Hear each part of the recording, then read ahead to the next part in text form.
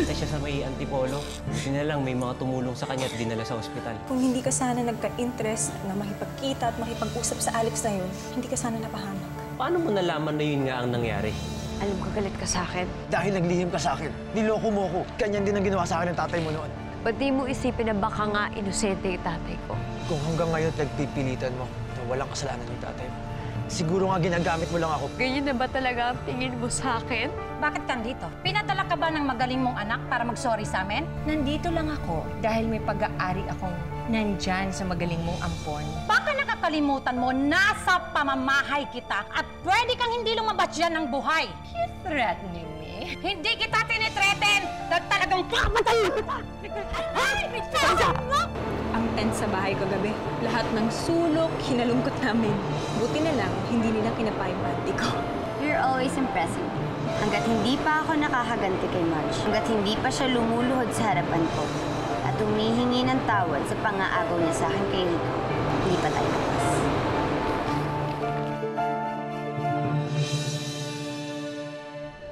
Muna ako makikitulog sa inyo mamaya, Ha? No, Felix, hindi pwede. Alam mo naman na bawal yung lalaki sa boarding house namin eh. Baka mapalayas pa ako doon. Ayokong umuwi eh. Felix, hindi talaga pwede. Pa ako uuwi eh, wala naman naniniwala sa akin dun. Ang tingin nilang lahat sa akin magnanakaw. Ate-ate mo. Oo. Tingnan mo, kung tama yung suspecha mo, mas kailangan ka ng ate mo ngayon. Hayaan mo na lang ba na pagsamantalahan siya ni Joy?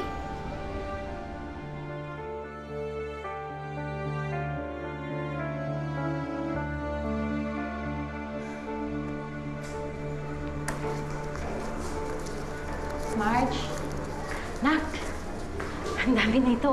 Sama mo na yun dyan. Nay, sa'yo na yan. Ipunin niyo na lang. Kaya ko na to. Kaya ko bayaran yung sisig.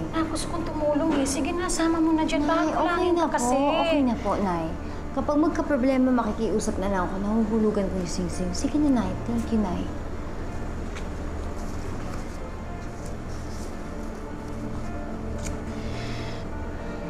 Hanap ka na siguro na ibang trabaho na. Awa na ako sa iyo eh.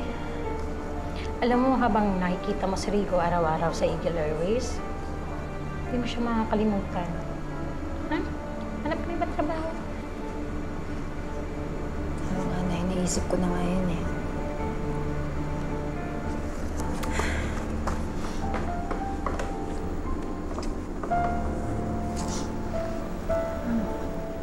Te, may bisita ka oh.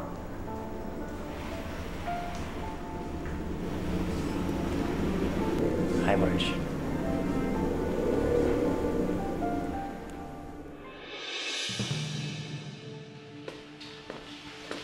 Hi, Rico.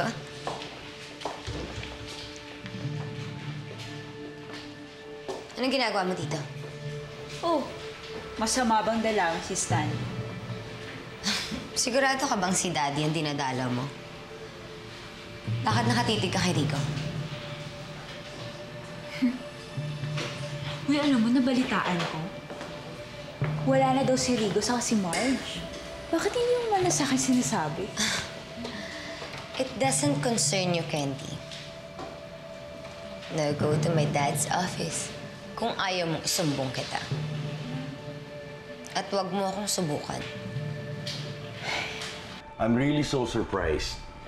You know, I'm so happy na binisita mo ko. Wala yan. Oh. What's wrong? Wala lang. Come on. Tell me what's wrong. Wala lang ako sa mood. Siguro, you want to see a movie, baby, or probably go shopping? What do you think?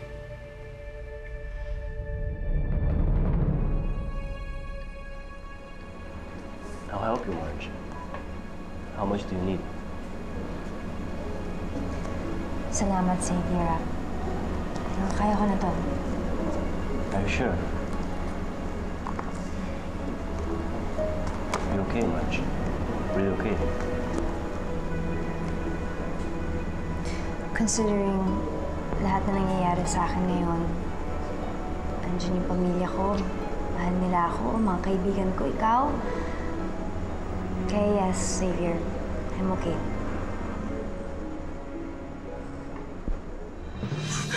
Ate, si Faye, kinukupush yun, oh! Xavier, tulungan mo kami! Dali na namin sa ospital si Faye. Halika na. Halika na.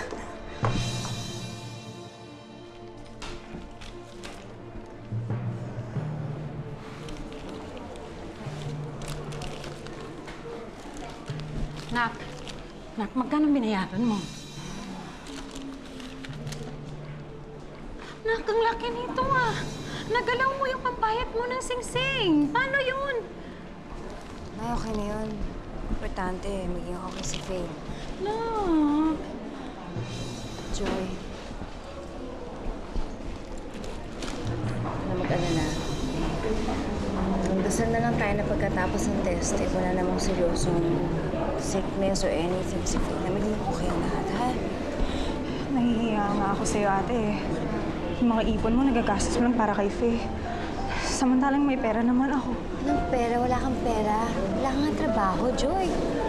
At saka hindi ka naman naiba sa akin, ano? Kapatid kita, at kahit wala na akong pera, basta maging okay tayong lahat at magsama pa tayo, yun lang importante sa akin. Okay? Joy, alam mo, mabuti pa umalis tayo. Tanungin natin kung merong bagong update, ha, Nak? Alis na kami. Wait lang, Marge. Hi, Marge. Xavier, I can help you. actually, kailangan ko ng tulong eh. Kailangan ko lang ng ride to go to the office. That's more what I mean. Pwede naman kitang pahiramin ng pera. Pay when you can. Okay na ako, Xavier. Actually nga, iniisip ko na gusto ko mag-resign, pero dahil sa ang dami kong babayaran, parang posible yata yun. Hindi yung magiging madali para sa'yo. Remember the last time? Everybody was talking against you? Sige, tatrabaho na lang ako. Titiisin ko na lang. Oh my God. Why? What's wrong? I have a flight. I have a flight now. I can... Marge, it's useless. You won't make it your flight. It's traffic.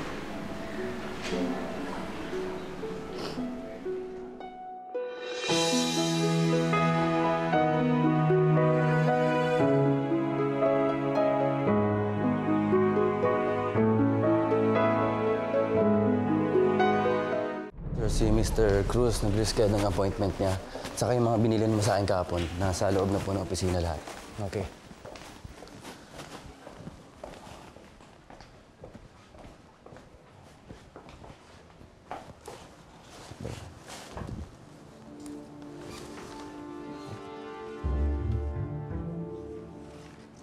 Jay? Ano to? Sir, galing kay Miss Aurora. Nakasisi rin kayo sa email. Si Miss Marge Rosales kasi nag-miss ng flight niya. So, wala lang sir, di ba pag nakatatlong miss flight ka tapos under probation, eh, pwede kang tanggalin. Copy nyo lang po yan bilang head ng HR department. Jay, sabihin mo sa akin kapag nakatatlong miss flights na si Marge. So I can fire. This time, di ko na siya tutulungan. Sir? Yes, sir.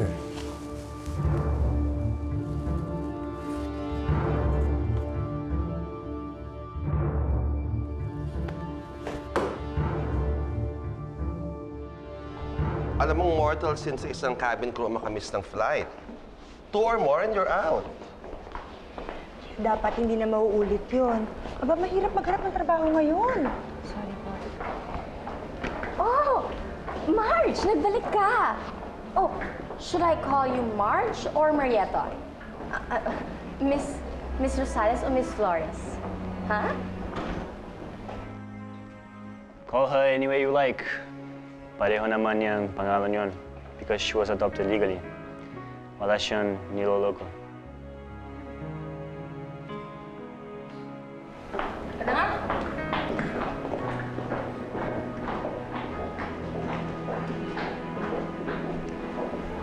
Bakit mo ko pinutuloy yung mga yun? Thank you anyway. I just explained para alam nila lahat ng totoo. So they don't gang up on you. Xavier, bakit mo ito ginagawa? Because I care for you, Marge. I don't want anyone to hurt you. Bakit? Bakit? Kate. So...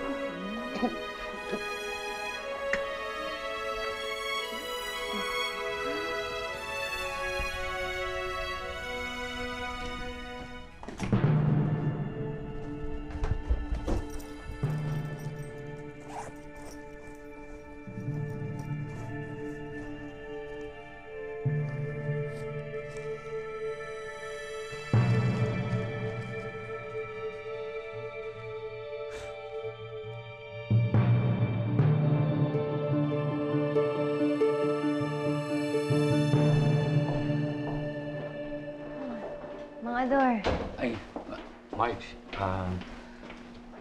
nabalitaan ko yung nangyari sa inyo. Sinaktan ka ba ni Rico?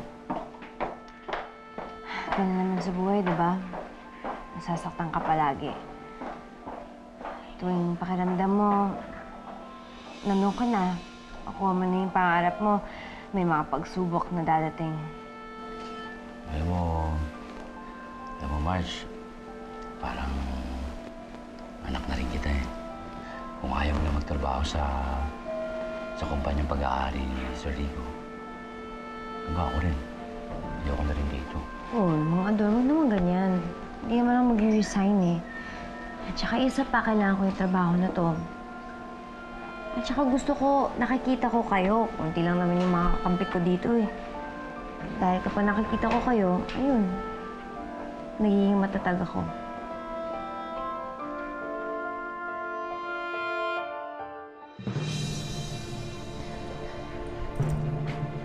Anong ginagawa ko dyan sa gamit ng kapatid mo, ha? Anong kinuha mo dyan? Wala ka ng pakialam Anong wala dun? akong pakialam? Ano na naman ninakaw Sa'yo- mo, Felix? Felix, ibalik mo yung ninakaw mo! Hoy! Sir Jay, Mga Ador. gusto ko lang sana iparating sa inyo na yung pamangkin ho ni Marge ay nasa hospital. Papaalam sana ako kung pwedeng manghingi ng donasyon sa mga empleyado. Kahit konti lang po. Sige mga Ador, basta bigyan mo ako ng listahan. Ako nang bahalang humingi ng donasyon sa lahat, ha? Maraming salamat po, ha? Buti pa kayo may malasakit. Sa totoo lang mga Ador, bawal sa kumpanya yan. Dahil kaibigan ko si Marge, gagawin na lang natin ng paraan, ha? Basta, quiet ka na lang, ha? Maraming pong salamat, ha? Sige, sige. Maraming pong salamat.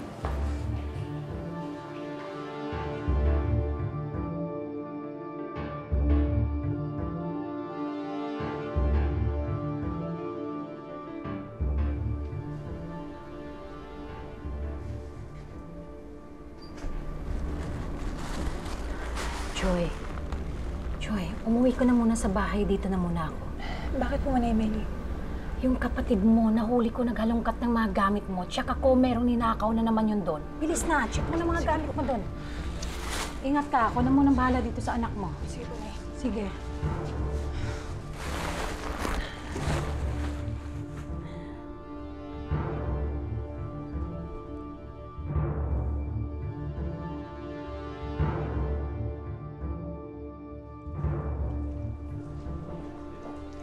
Kanina pa kita hinihintay.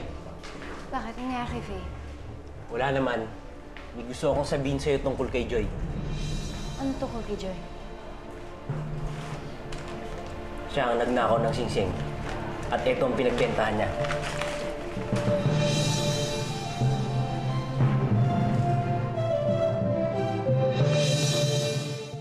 Sigurado akong siya ang nagnakaw. Ito ang katibayan, no? Saan mo to kinuha? Mga gamit niya. Sa mga gamit niya? Pinakailaman mo yung mga gamit niya, kinuha mo to sa mga gamit niya. Anong masama dun? Alam ko siya ang nagnakaw. At gusto ko lang malaman niyo kung anong klaseng babae yan. Ano nangyayari sa'yo, ha, Felix? Bakit mo sinisiraan ang kapatid natin? Hindi ko siya sinisiraan. Malakas ang kutob ko na hindi ang Joy na yan ang tunay nating bunsong kapatid.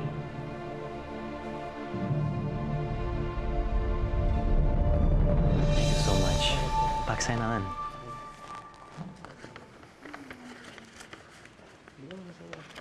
Salamat. Thank you.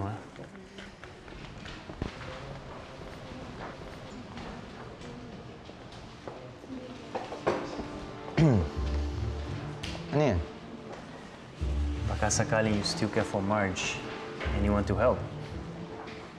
Nandiyan ka naman, di ba? Ngayong wala na kami. Pwede mo siyang tulungan ng gusto mo. Pero Saber, pinapaalala ko lang, hindi yan tinotolerate sa opisina pa. Tell me, Rigo, wala ka na ba talagang pakialam kay Marge? Ano bang klaseng tanong yan? Answer me. Importante ito para sa akin.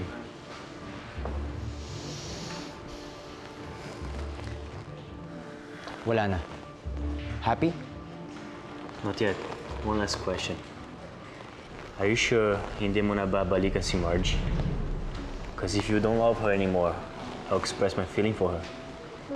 But only if you look at me and tell me honestly. Hindi mo na ba mahal si Marge? Mabuti naman at nandito ka na. Siguro napansin mo na may nawawala sa mga gamit mo. Anong nawawala? Itong pinagbentahan ng singsing. Oh, ito yung pera. Ha? Kuya, hindi akin yan. Saan mo nakuha yan? Ngayon, babalik na rin mo na ako. Umamin ka na. Ito na ang pinagbentahan mo. Felix, tumigil ka na. Kung ikaw ang kumuha sa singsing, huwag mong ituro si Joy. Ah, ganun. Pati ikaw, yan ang iniisip. Lahat naman kayong tingin sa akin magnanakaw. Walang gustong maniwala sa akin. Hindi sa ganon, Felix. Pwes magsama-sama kayo? Felix!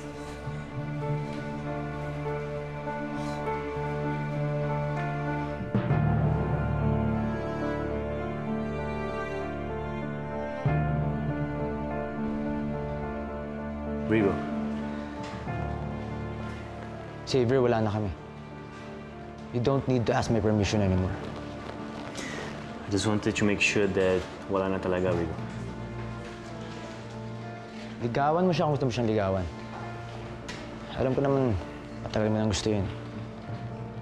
At kung sakali, magiging masaya pa ako para sa inyo. I'm happy to hear that, Rigo. Don't worry.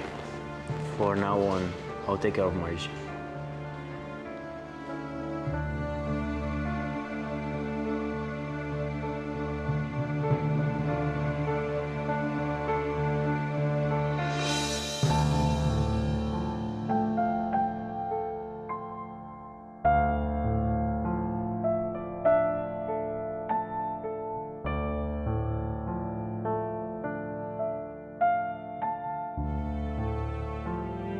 Are you sure hindi mo na babalikan si Marge?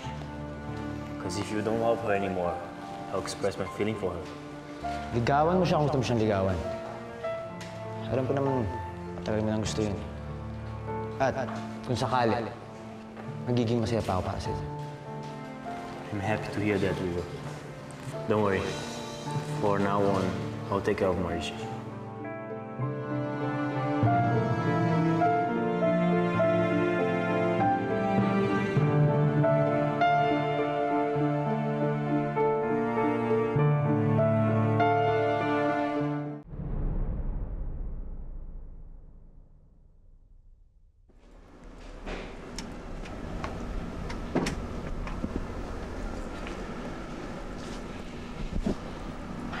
Marge, gising na.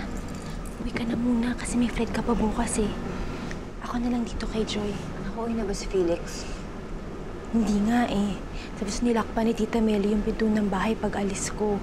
Sabi niya, hindi na raw niya papapasukin dun si Felix pag bumalik pa.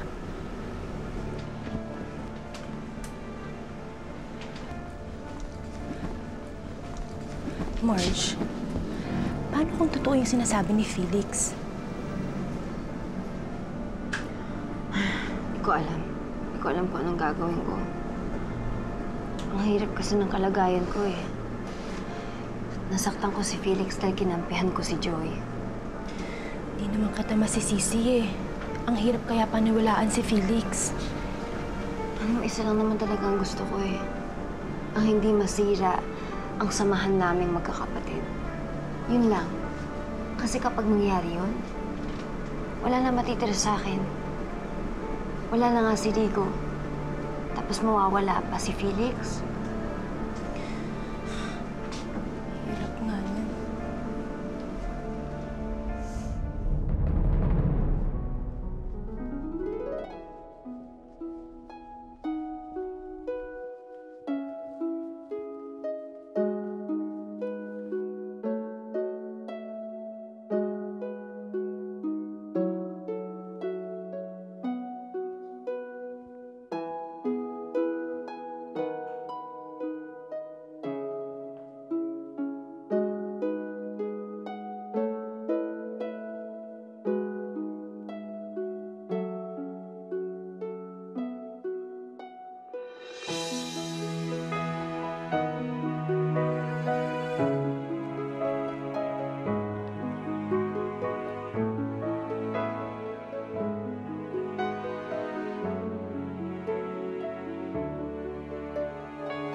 Sir, mahal niyo pa siya, no?